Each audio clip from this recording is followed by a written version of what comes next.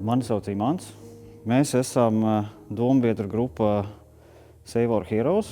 Esam zem Twitter konvoja apakšā, kā apakšprojekts.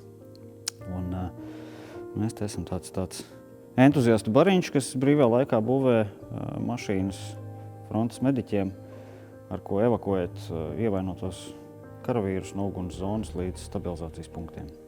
Kara sākumā likās, ka tas nekad nevar notikt. Ir 2022. gads, un mēs sūtām raķetes kosmosā, un mēs spējam uztaisīt vakcīnu pāris mēnešos, kuriem iepriekš vajadzēja tur gadu desmitus. Tā kā neviens neies ar viduslaiku metodēm, tagad mēģināt kaut kādas savas ambīcijas pierādīt. Un es kļūdījos.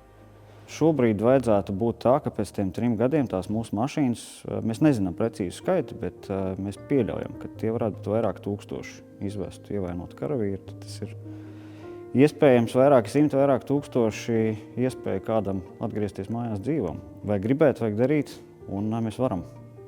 Ja mēs būtu viņu vietā, mēs būtu ļoti priecīgi, ja kāds kaut kur ārzemēs, kam bija iespēja laiku pavadīt varbūt vakarā pie televizora, bet viņš ir izdarījis kaut ko tādu, lai to sašauto asiņojošo puisi izvilkt ārā un deva to iespēju.